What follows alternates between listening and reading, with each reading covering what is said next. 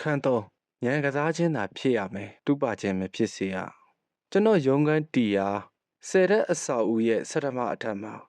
အလောက်ကန်ရှာဖွေပေးနေတဲ့လုပ်ငန်းကြီးတစ်ခုရှိပါတယ်သူကအမှုဆောင်လုပ်ငန်းရှင်စီကသာဝန်ဆောင်ကတောင်းခံပါတယ်အလောက်ကန်ရှာဖွေနေတဲ့သူတို့ကိုအခမဲ့လောက်ကန်ပေးလျက်ရှိပါတယ်အလောက်လာလျှောက်ကြတဲ့သူတွေထဲမှာအကောင်းနဲ့အဆိုးနှမျိုးကိုတပြိုင်တည်းကြုံတွေ့နေရတယ်လို့အဆိုပါလုပ်ငန်းကြီးကမန်နေဂျာကပြောပြပူပါတယ်ကောင်းတဲ့အချက်ကတော့လာလျှောက်ကြသူတို့ရဲ့ပညာအီချင်းမြင့်မားလာခြင်းပဲဖြစ်ပါတယ်ဥပမာအဖြစ်စည်ရင်ကင်အလုပ်အတွက်ဗြိတိရှနိုင်ငံကတာမူဝဲစစ်ပေးတဲ့ ACCI လက်မှတ်ရသူများပေါ်များပါတယ်တဲ့ရခိုင်အလုပ်ကထောက်ခံစာတွေကိုလည်းတင်ပြနိုင်ကြပါတယ်တဲ့ရှောက်ထားတဲ့ကုမ္ပဏီနဲ့ပတ်သက်ပြီးတော့လဲတီးတင်တီးတိုက်တာတွေအားလုံးကိုလည်းသိထားကြပါတယ်ကုမ္ပဏီရဲ့ရှေ့ရေးအလားအလာကိုပင်သိထားတဲ့သူများပါနေတဲ့အထိအတွင်းကြကြလေ့လာထားကြတယ်ဆိုတဲ့အချက်ကတော့လူတိုင်းအားလုံးနှီးပါးကစာရွက်စာတမ်းတွေပေါ်မှာလဲကောင်းကြတော်ကြတယ်အင်တာဗျူးတွေမှာလဲကောင်းကြတော်ကြတယ်ကောင်းကြတော်ကြတာချင်းကတူနေကြတယ်ကျွန်တော်တို့စီမံအုပ်ချုပ်ရတဲ့ဌာနကဝင်ရောက်လောက်ကင်ကြသူတွေကလည်းကောင်းကြတော်ကြတဲ့သူတွေကြီးပဲဖြစ်ပါတယ်သူတို့ဟာလုံနိုင်ကင်နိုင်ကြတဲ့သူတွေဖြစ်တဲ့အကြောင်းပြသနိုင်ကြပါတယ်အကြီးအချင်းပြည့်မီသူများလည်းဖြစ်တဲ့အကြောင်းကိုပြသနိုင်ကြပါတယ်ဒါပေမဲ့လိုင်းကရထအောင်လုပ်ရန်ဆန္ဒမရှိကြပါဘူးဉာဏ်ကစားပြီးလုပ်ကြဖို့ဝင်လင်းကြတယ်အမားကိုမလုပ်ရဲကြဘူးမတူကွဲပြားခြားနားတဲ့အစ်စ်ကိုမဖန်တီးကြဘူးဒီတော့မလုံမရှုပ်ဆိုတဲ့ပုံစံတွေဝင်သွားကြတယ်ပေါက်ပြီးတော့ထွက်နိုင်တဲ့သူမရှိတော့သူလိုကိုလိုတွေကြီးပဲဖြစ်နေကြတယ်မှားမိမှာကိုကြောက်နေမဲ့အစားရဲဝံစွန့်စားနိုင်မှအောက်ထွက်နိုင်မှဖြစ်ပါတယ်ဒီအတွက်မိမိကိုမိမိသုံးသပ်ဖို့လိုပါတယ်စမ်းစစ်ဖို့လိုပါတယ်မိမိအားကောင်းတဲ့အချက်တွေမိမိအားနည်းတဲ့အချက်တွေမိမိညံ့နေသွားတဲ့ကိစ္စတွေကိုသိအောင်လှုပ်ထားဖို့လိုပါတယ်ဒီလိုမှသာဘယ်နေရာကနေဖောက်ထွက်နိုင်မယ်ဆိုတာကိုမှန်းဆနိုင်မှာဖြစ်ပါတယ်ကိုရှုမြင်ရမှာအမှန်တကယ်ရှိနေတာထက်လျှော့ပြီးတော့မရှုမြင်ဖို့အရေးကြီးပါတယ်လူအများစုကကိုရှုမြင်သုံးသပ်ရမှာနှိမ်ချပြီးတော့အဆင့်သတ်မှတ်လိရှိကြပါတယ်အခြားသူတို့ကထင်ထားတာထက်အမှတ်တွေပေးထားတာထက်အမှတ်လျော့ပြီးတော့ထင်ထားကြပါတယ်ဘဝင်မြင့်နေတယ်လို့အမှားဖြစ်မိမှာကိုစိုးရိမ်ကြပါတယ်အခုလိုရှော့ချထားခြင်းဟာ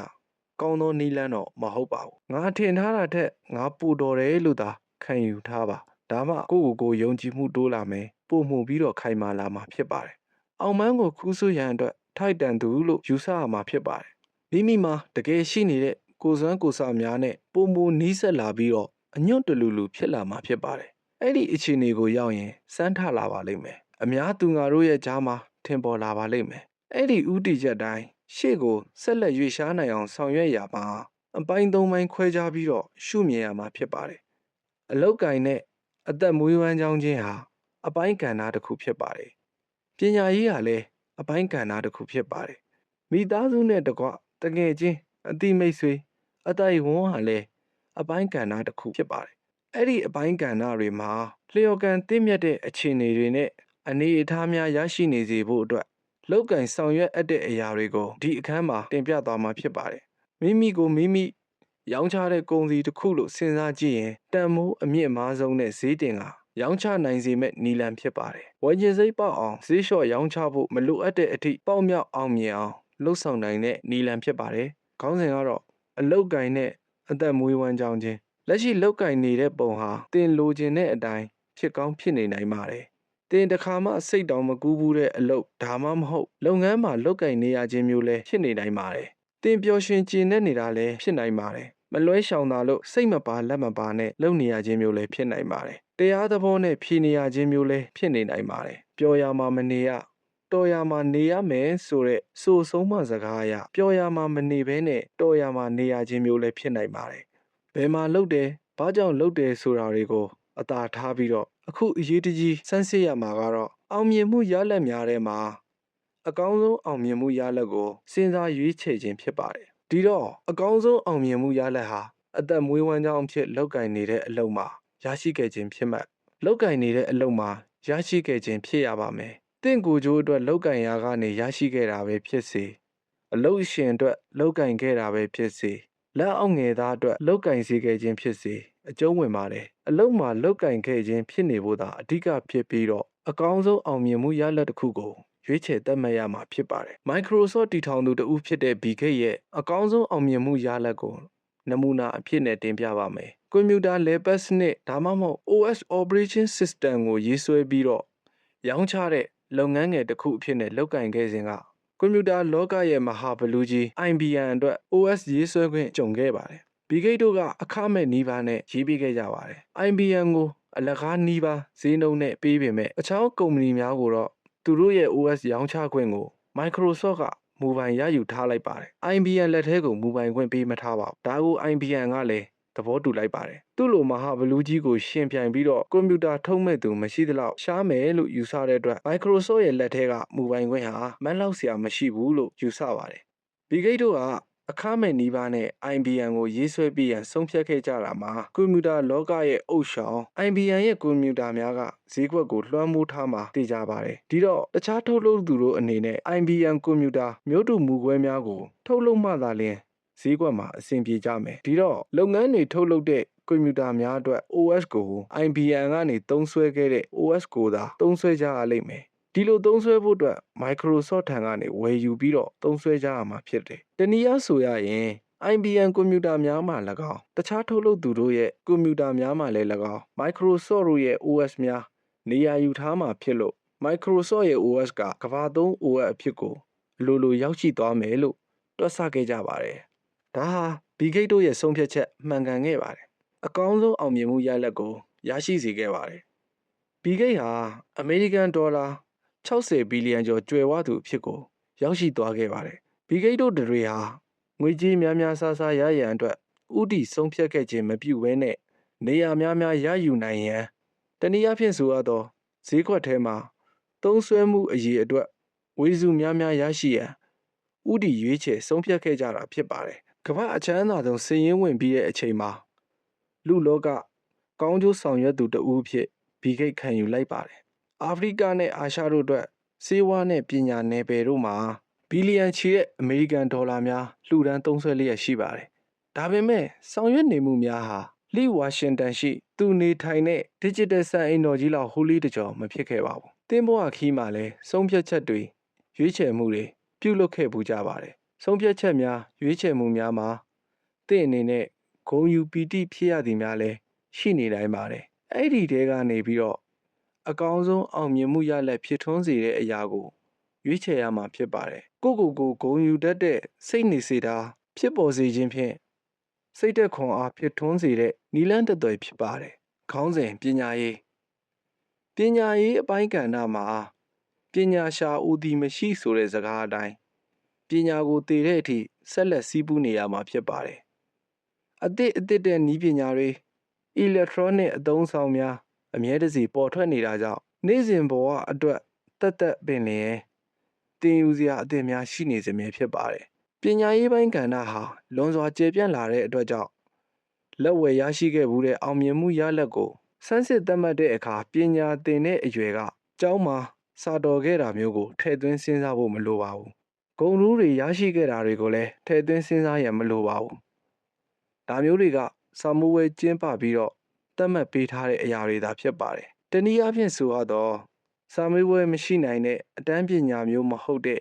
ပညာမျိုးတွေကိုဆိုလိုတာပါ။ဥပမာအားဖြင့်ပကြီးဆွဲခြင်းစာရေးခြင်း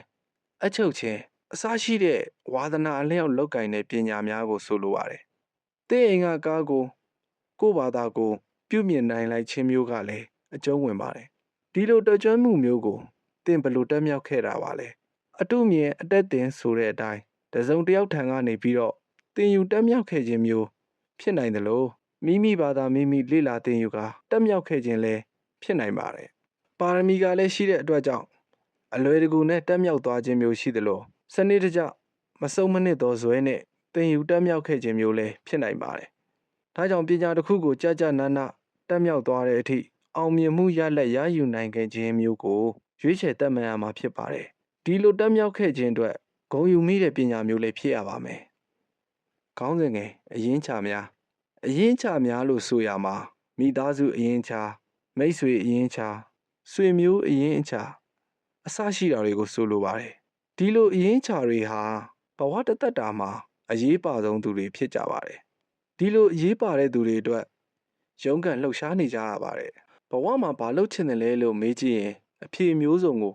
လူမျိုးစုံထံတို့ကနေရရှိပါလိမ့်မယ်လူတိုင်းမှာအဖြေသီးသီးရှိနေကြပြီးတော့တယောက်တစ်မျိုးစီဖြစ်နေကြမှာဖြစ်ပါတယ်ဘာလို့လက်ရှိအလုပ်ကိုလုပ်နေရတယ်လဲလို့မေးရင်မိသားစုအတွက်သားသမီးအတွက်ဖြေကြားတဲ့သူများရှိပါလိမ့်မယ်ကျွန်တော်အတွက်လှုပ်နေရတာမဟုတ်ဘူးကျွန်တော်မိသားစုအတွက်ပါလို့ဖြေကြားတဲ့သူတွေရှိပါတယ်မိမိကိုမိခိုနေတဲ့သူတွေရှာရဖွေရလောက်ရကန်ရတာဟာဓမ္မရာပါပဲကျွန်တော်တို့ရဲ့စိတ်ခံစားမှုတွေစိတ်လှုပ်ရှားမှုများရဲ့အများစုဟာအရင်းချများနဲ့ပတ်သက်ပြီးတော့ဖြစ်ပေါ်နေရတာဖြစ်ပါတယ်ဒီလိုဖြစ်ပေါ်နေပေမဲ့ကျွန်တော်တို့ကမိမိပေးဆက်လိုက်တဲ့အပေါ်အချိန်ပေးပြီးတော့မိမိကိုမိမိအတိမတ်မပြုမိကြပါဘူးကျင်တဲ့ပီတိဖြစ်နေခြင်းတို့အတွက်အချိန်သီးသန့်မထားကြပါဘူးအရင်ချာတို့အတွက်လောက်ကင်ပေးခဲ့တာတွေထဲမှာနှစ်ထောင်အားရအဖြစ်မိဆုံးတစ်ခုကိုရွေးချယ်သတ်မှတ်ရမှာဖြစ်ပါတယ်ဒီတော့ရှေ့မှာပြောခဲ့တဲ့အလောက်ကင်နဲ့အသက်မွေးဝမ်းကြောင်းခြင်းပြီးတော့ပညာရေးအရင်အချာများဒီသုံးခုကိုအလောက်ကင်ပညာရေးနဲ့အရင်ချာများဆိုတဲ့အပိုင်းကဏ္ဍ၃ရက်အသီးသီးအတွက်အကောင်းဆုံးအောင်မြင်မှုရလက်ရွေးချယ်သတ်မှတ်ပြီးတဲ့အခါမှာအဲ့ဒီဖြစ်ရတဲ့ပတ်သက်လို့မှတ်မိသမျှပြန်တွေးကြည့်ရင်နှစ်ထောင်အားရဖြစ်လိုက်ပါစိတ်သက်ခွန်အားများရရှိလာတဲ့အထိကိုကျေနပ်အားရဖြစ်ပေပါတင့်ကိုယ်တင်မေးမရနိုင်တဲ့သူအဖြစ်ဝမ်းမြောက်ဂုဏ်ယူနိုင်ပြီဆိုရင်တင်ဟာတင်နဲ့တွေ့ရကြုံရတဲ့သူတိုင်းကိုတင့်ကိုမေးမရနိုင်သောအထင်ကရလူအဖြစ်သတ်မှတ်ခံရခြင်းရဖို့အတွက်ရှေ့ကိုခြေတလန်းတိုးလိုက်ခြင်းပါပဲရှေ့မှာဆိုတဲ့စကားရက်ကိုပြန်ကောက်ပါရစေအစဉ်တန်းရှိလုပ်ပြနိုင်ရန်မှာမိမိကိုမိမိယုံကြည်မှုအပြည့်ရှိနေဖို့လိုပါတယ်ရေပြည့်တဲ့ဦးတပွဲဖြစ်နေဖို့လည်းလိုပါတယ်လုံသမျှတင့်တယ်နေပြီးတော့အပေါက်လန်းတဲ့နေဖို့လည်းလိုပါတယ်လုံသမျှကအောင်မြင်နေဖို့လည်းလိုပါတယ်ကစားသမျှပွဲကလှပြီးတော့အောင်ပွဲခံနိုင်ဖို့လည်းလိုပါတယ်စမ်းထားနေတဲ့သူဖို့ငါလှုပ်ရင်ဖြစ်မယ်လို့ယုံကြည်မှုအပြည့်ရှိပြီးတော့အစဉ်တန်းရှိလုပ်ပြပါလိမ့်မယ်ကိုရေပြည့်တဲ့အိုးဖြစ်ယုံကြည်စိတ်ချမှုရှိစေဖို့အခုလိုကဏ္ဍ၃ရက်ကိုစိတ်လေးကျင့်ငန်းကိုလှုပ်ခိုင်းတာဖြစ်ပါတယ်တင်ပေါ်မြင်ဖို့မဟုတ်ပါဘူးခေါင်းစဉ်ဖောက်ထွက်နိုင်တဲ့သူအခုခါမှာလုံသမားစည်းကွက်မှာအည်ချင်းပြလက်မှတ်များပြသနိုင်ုံနဲ့သူလိုကိုလိုအစ်စ်မှသာရှိပါလိမ့်မယ်အထူးသဖြင့်စီမံအုပ်ချုပ်ရတဲ့ယာရုတာဝန်မျိုးအတွက်အည်ချင်းပြလက်မှတ်ကိုမိမိနီးတူပြနိုင်ကြတဲ့သူတွေကမလွဲမသွေရှိနေမှာဖြစ်ပါတယ်အလုတ်ပြန်လျှောက်ကြတဲ့သူတွေထဲမှာတင်ဟာပိုတာတဲ့သူဖြစ်တဲ့အကြောင်းထင်ရှားစေရန်ပြသနိုင်ဖို့လိုပါတယ်အဲ့ဒီကိစ္စအတွက်အဓိကကြတဲ့အရာနှစ်ခုရှိနေပါတယ်တစ်ခုကတော့မျှော်မြင်ခြင်းပါကြံတစ်ခုကလောက်ကင်တက်ခြင်းဖြစ်ပါတယ်ထိတ်တန်းနေရာမှာရောက်နေကြတဲ့သူတွေကိုစမ်းစစ်ကြည့်ရင်အဲ့ဒီအချက်နှစ်ချက်အနက်တစ်ချက်ကိုပိုင်ဆိုင်ထားကြတာတွေ့ကြပါလိမ့်မယ်နှစ်ချက်စလုံးကိုပိုင်နိုင်ရှိတဲ့သူကတော့ရှားပါတယ်မျှော်မြင်နိုင်စွမ်းဟာအများသူကမမြင်တဲ့အရာကိုမြင်နိုင်ခြင်းဖြစ်ပါတယ်လီအိုင်ကိုကာဟာကားလုပ်ငန်းမှာဦးစီးအရာရှိတဦးဖြစ်ပါတယ်သူကကားစည်းကွက်မှာအိမ်စီးကားအဖြစ်ကို၎င်းပြိုင်ကားအဖြစ်ကို၎င်းနှစ်မျိုးလုံးစီးလို့ရတဲ့ကားကိုရောင်းချပါကအလားလာကောင်းမယ်လို့မျှော်မြင်မိတဲ့အတွက်ကြောင့်မာစတာသို့မဟုတ်ပြိုင်မြင်းလို့အမည်ပေးထားတဲ့အိမ်စီးပြိုင်ကားကိုထုတ်လုပ်ရောင်းချစေခဲ့ရာအထူးတလဲရောင်းအားကောင်းခဲ့ပါတယ်အမေရိကန်ကားထုတ်လုပ်မှုသမိုင်းရဲ့အစောဆုံးပိုင်းကာလမှာ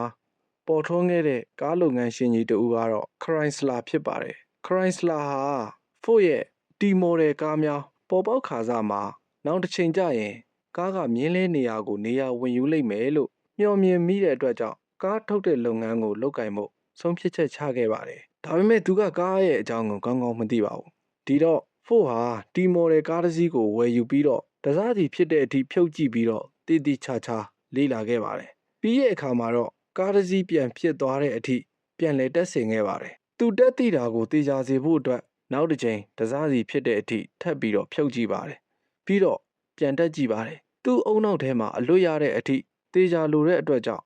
နောက်ထပ်48ကြိမ်တိုင်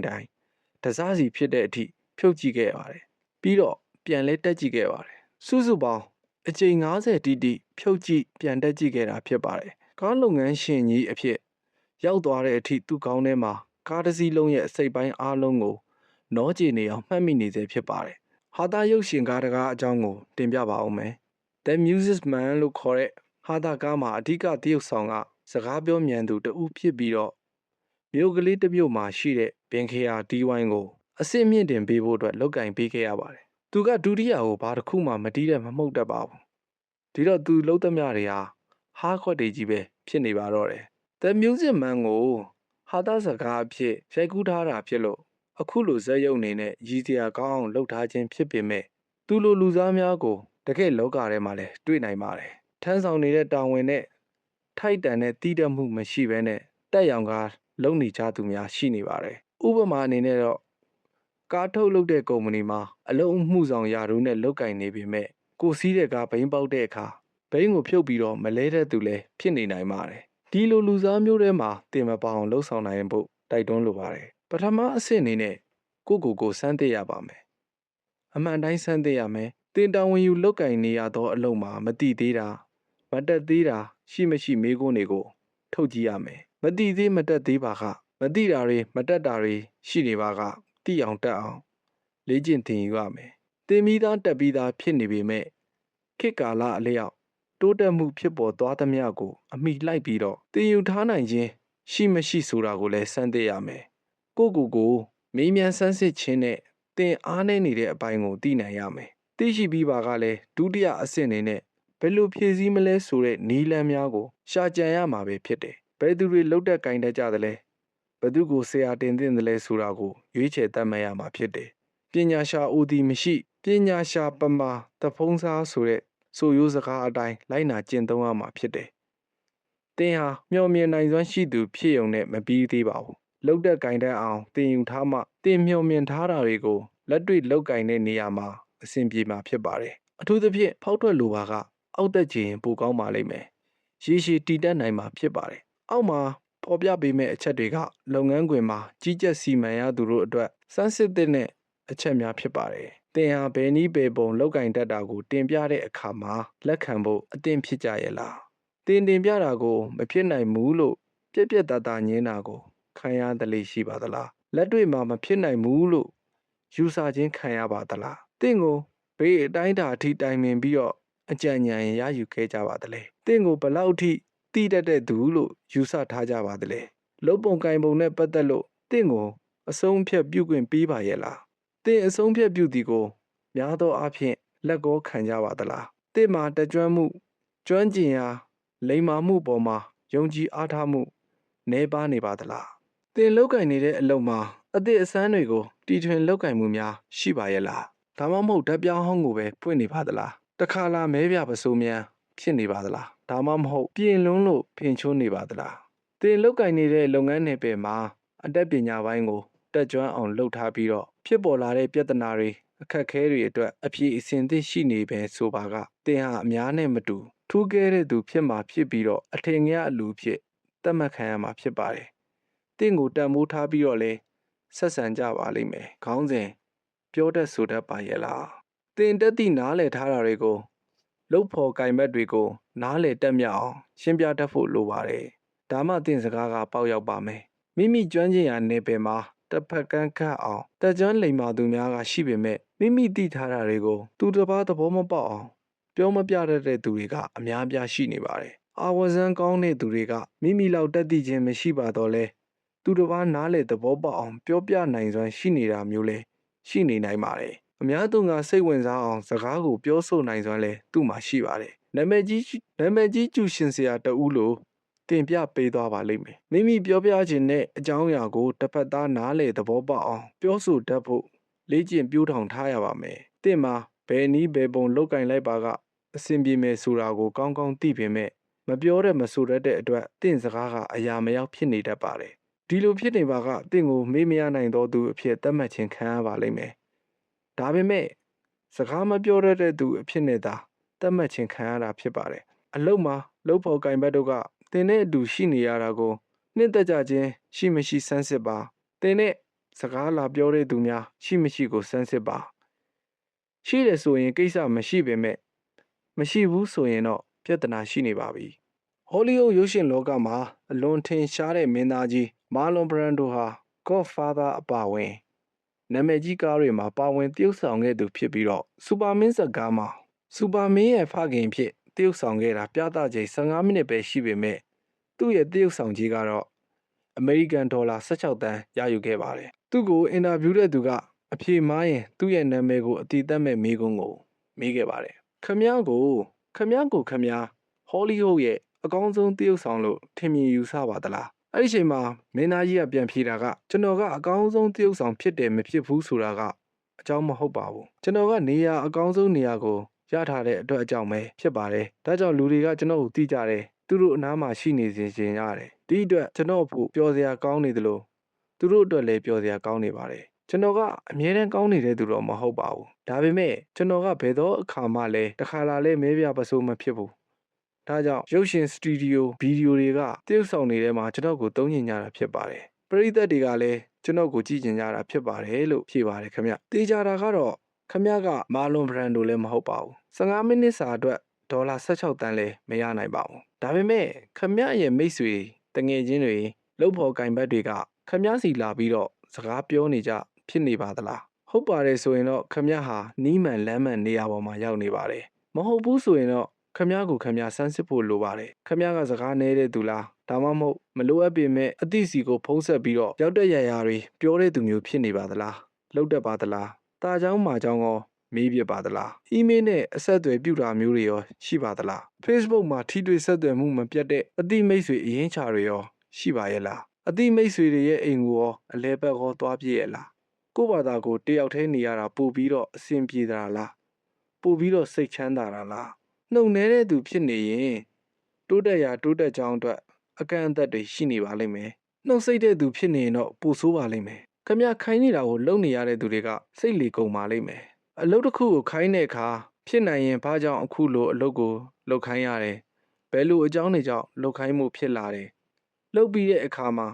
ဘယ်လိုရလဒ်မျိုးတွေလိုချင်နေဆိုတာတွေကိုပြောပြတတ်ဖို့လိုပါတယ်တစ်ဖက်သားနားလည်သွားအောင်ရှင်းလင်းသွားတဲ့အထိပြောပြတတ်ဖို့လိုပါတယ်မပြောမဆိုမရှင်းမပြနဲ့ခိုင်းရင်ကြီးတဲ့ချမ်းသာတဲ့သူကခိုင်းတာတော့မှအဆင်မပြေပါဘူးအမေရိကန်မှာကြီးတဲ့ချမ်းသာတဲ့တကြွယ်ကြီးတူဖြစ်တဲ့ဟောင်းဝင်းဟူချက်ဆိုသူဟာအင်မတန်ချမ်းသာတဲ့စီးပွားရေးလုပ်ငန်းရှင်ကြီးတူဖြစ်ပါတယ်ရင်းနှီးမြှုပ်နှံမှုလုပ်ငန်းလေယာဉ်မြန်ထုတ်လုပ်မှုလုပ်ငန်းလေကြောင်းလုပ်ငန်းအင်ဂျင်နီယာလုပ်ငန်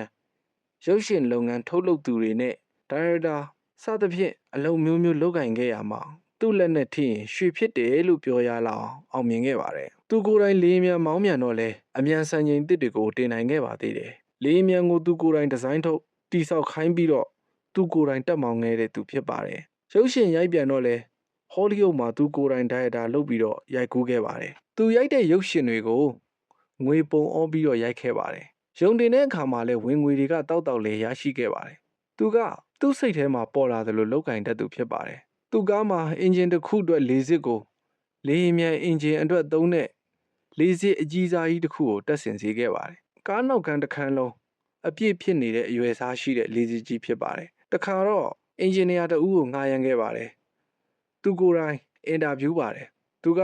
အင်ဂျင်နီယာကိုစိတ်တိုင်းမကြဘူးဖြစ်သွားတယ်သူ့လိုတော်တဲ့သူမျိုးမဟုတ်ရင်တောင်မှအဆင့်တန်းတစ်ခုတော့ရှိတဲ့နယ်လို့သူကယူဆပါတယ်အင်ဂျင်နီယာပီပီတတမရှိတဲ့သူလို့သူကယူဆတယ်ဒီတော့သူကဆုံးမကျင်မိတာကြောင့်အလုပ်ခန့်လိုက်တယ်လုပ်ရမယ့်အလုပ်ကဟိုတယ်အခန်းတစ်ခုမှာဂျူတီဝင်ရတယ်အခန်းထဲမှာဖုန်းတစ်လုံးရှိတယ်အဲ့ဒီဖုန်းကဖုန်းတန်မြည်တဲ့ဆိုရင်ပဲပထမဦးဆုံးမြည်တဲ့အချိန်မှာပဲ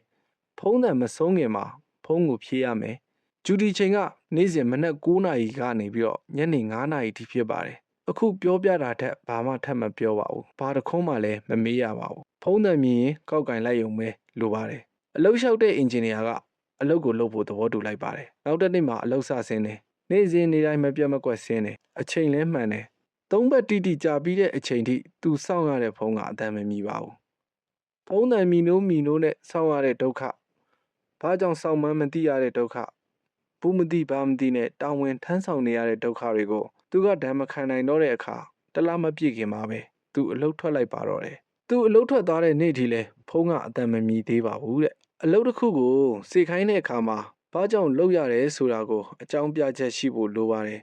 ်ရည်ရွယ်ချက်ရှိဖို့လိုပါတယ်ကြိုးကြောင်းစီလျော်တဲ့အကြောင်းပြချက်ရည်ရွယ်ချက်ဖြစ်နေဖို့လိုပါတယ်စေခိုင်းသူကဘာကြောင့်စေခိုင်းရမယ်ဆိုတာနဲ့ပတ်သက်ပြီးတော့ကြိုးကြောင်းစီလျော်ပြီးတော့ခိုင်လုံတဲ့အကြောင်းပြချက်တွေသူ့မှာရှိရမယ်သူသိရမယ်သူကိုယ်တိုင်နားလည်သဘောပေါက်ရမယ်အဲ့ဒါကအစပဲရှိပါသေးတယ်ကိုသိထားတာကိုနားလေသဘောပေါက်ထားတာတွေကိုစေခိုင်းခံရတဲ့သူသိအောင်နားလေသဘောပေါက်အောင်ပြောပြတတ်ဖို့လည်းလိုပါတယ်ဒီလိုပြောပြတတ်မှသူကအစင်တန်းရှိသူဖြစ်ပါလိမ့်မယ်နောက်တစ်ချက်က သဘောထားကွဲလဲပြီးတော့ငင်းခုန်နေကြရင်ပြောတတ်ဆိုတတ်ဖို့လိုပါတယ်မိမိကသဘောပေါက်အောင်ပြောပြနိုင်လို့တစ်ဖက်သားကသဘောပေါက်သွားပေမဲ့သူ့အမြင်ကကိုယ့်အမြင်နဲ့တူချင်မှတူမယ်အဲ့ဒီအခါကျရင်စီယုံတတ်ဖို့လိုပါတယ်နိုင်အောင်ပြောတတ်ဖို့လိုပါလိမ့်မယ်စကားလုံးရွေးချယ်တာသတိထားဖို့လိုပါလိမ့်မယ်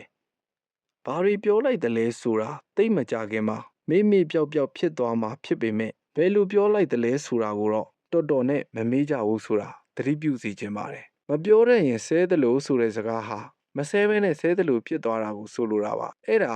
ဘယ်လိုပြောချလိုက်တယ်လဲဆိုတာကိုဆိုလိုတာပါအစင်တန်းရှိတဲ့မန်နေဂျာတဦးအနေနဲ့လူတဦးကနောက်တဦးကိုဒေါမန်နေပွားနေရင်လိုက်ပြီးမန်မဲနေရင်ဖြစ်နိုင်သည်ဘယ်ဘက်ကမှမပါဘဲနေဖို့လိုပါတယ်တစ်ဖက်ကဝင်ရောက်ဆုံးဖြတ်ချက်တွေပြီးတာမျိုးကိုလည်းတက်နိုင်သမျှရှောင်ပါလုပ်ငန်းခွင်မှာလူမှုပတ်ဝန်းကျင်မှာအပေါင်းအသင်းဝင်ဆန့်တာကောင်းတဲ့အရည်အသွေးဖြစ်ပေမဲ့နေရာတကာဝင်ပါတာဟာညံ့ဖျင်းမှုဖြစ်ပါတယ်စီကောင်းကောင်းတားပြီးတော့စီချားကနေတတ်ဖို့လိုပါတယ်သူ့ဒေသနာပြုချက်တွေအရသိရတဲ့အချက်တစ်ခုကတော့သစိမ်းတယောက်ကိုဆဆတွေ့ဆုံရတဲ့ပထမဦးဆုံးအချိန်မှာပဲစတွေ့ခြင်းမှာစိတ်ထဲကအကြောင်းအရာ၃ခုဖြစ်ပေါ်လေးရှိပါတဲ့တစ်ချက်ကစတွေ့ရတဲ့လူတစ်ကိုလူကဲခတ်တယ်သူ့ပညာအဆင့်တန်းနဲ့ဉာဏ်ရည်ကိုခံမှန်းတတ်ကြတယ်ငါနဲ့သူကအဆင့်ချင်းရောတူရဲ့လားသူကမြင့်လားငါကမြင့်လားစသဖြင့်နှိုင်းရှင်တိုင်းတာကြပါတယ်အဆင့်တန်းရှိသူတဦးဖို့တော့မြင့်နှိမ့်ဟန်မတူတန်းတူထားပြီးတော့ကြည်ပြူစွာဆက်ဆံကြပါတယ်ဒုတိယအချက်ကအခုမှစတွေ့တဲ့သူကိုလူကဲခတ်တာမှာသူ့ရဲ့ငွေရေးကြေးရေးအခြေအနေကိုခံမှန်းပါတယ်ဘယ်မှာလုပ်တယ်လဲလာတာဘလောက်ရတယ်လဲဆိုတဲ့အထိမေးမြန်းနိုင်ကြတာမျိုးကိုကျူးလွန်နိုင်ကြပါတယ်ဘေးမှာနေတယ်လဲလို့မေးပြီးတော့နေတဲ့နေရာမှာအဆင့်တန်းရောက်သူ့ရဲ့ချမ်းသာကြွယ်ဝမှုမျိုးကိုခံမှန်းတာမျိုးလည်းရှိပါတယ်အဆင့်တန်းရှိသူတဦးနေနဲ့တော့အထင်သေးခြင်းအထင်ကြီးခြင်းမရှိပါဘူးအဲ့ဒီအတွက်ကြောင့်တော့စီချမထားပါဘူးပထမအချက်ကစမတ်ကြတဲ့သူဟုတ်မဟုတ်စမ်းစစ်တာဖြစ်ပြီးတော့ဒုတိယအချက်ကကြွယ်ဝမှုကိုထောက်လန်းတာဖြစ်ပါတယ်အဆင့်တန်းရှိသူတဦးဖို့သိရှိမှတ်သားဖို့အတွက်လောက်ပဲအသုံးတည့်ပါတယ်တတိယအချက်ကတော့အဆင့်တန်းရှိသူတဦးဖို့အရေးပါတဲ့အချက်ဖြစ်ပါတယ်သူနဲ့ငါနဲ့ကအဆွေခင်မောဖြစ်နိုင်မလားဆိုတာကိုစမ်းစစ်တာဖြစ်ပါတယ်ကိုနဲ့သူနဲ့ကသူကရောကိုကရောသူနဲ့မိတ်ဆွေဖြစ်ချင်ရဲ့လားသူကရောကိုနဲ့မိတ်ဖွဲ့ချင်ရဲ့လားဆိုတာကိုအကဲခတ်တာဖြစ်ပါတယ်အပေါင်းအသင်းဝင်ဆက်ပြီးတော့မိတ်ဆွေတင်ကားတိုးပွားခြင်းသူတွေအတွက်မိတ်ဆွေများအဖြစ်ရောက်ရှိအောင်လုပ်တဲ့နည်းတစ်နည်းရှိပါတယ်ဒီဘဝမှာစုံစည်းပြီးမိတ်ဆွေရင်းချဖြစ်သွားစေဖို့ရှေးရည်ဆက်ရှိထားကြရင်အကြောင်းတိုက်ဆိုင်မှုများနဲ့မိတ်ဆွေအဖြစ်ကိုမလွဲမသွေရောက်ရှိသွားမှာဖြစ်ပါတယ်ရှေးရည်ဆက်မရှိလို့ခက်တန်းတန်းဖြစ်နေရတဲ့သူတဦးကိုမိတ်ဆွေအရင်းချအဖြစ်ကိုရောက်ရှိနေရင်သူ့အကြောင်းကိုတကယ်စိတ်ဝင်စားရှိပေးရပါမယ်ဟန်ဆောင်ပန်ဆောင်လုပ်လို့မရပါဘူးတကယ်ကိုစိတ်ဝင်စားရှိပေးရမှာဖြစ်ပါတယ်နောက်တစ်ချက်ကနာမည်နဲ့လူကိုတွဲပြီးတော့မှတ်မိနေဖို့ဖြစ်ပါတယ်လူကိုမြင်တာနဲ့သူ့နာမည်ကိုချက်ချင်းပြောနိုင်ဖို့အရင်ရေးကြည့်ပါတယ်တတိယချက်ကတော့သူ့ကိုအလေးထားပြီးတော့တလေးတစားနဲ့ပြောဆိုဆက်ဆံဖို့သူ့ကိုနေရာပေးဖို့ဖြစ်ပါတယ်ဆရာဖြစ်ချင်တဲ့သူကိုဆရာတင်ဖို့လည်းဝင်မလေးပါနဲ့လူတိုင်းစီမှာတင်ယူစရာတွေရှိတယ်လို့ခံယူထားပါစရုပ်ထအချက်ကတော့အပြုံးဖြစ်ပါတယ်မျက်နှာမှာအပြုံးကလေးနဲ့တိဆောက်ထားလိုက်ပါ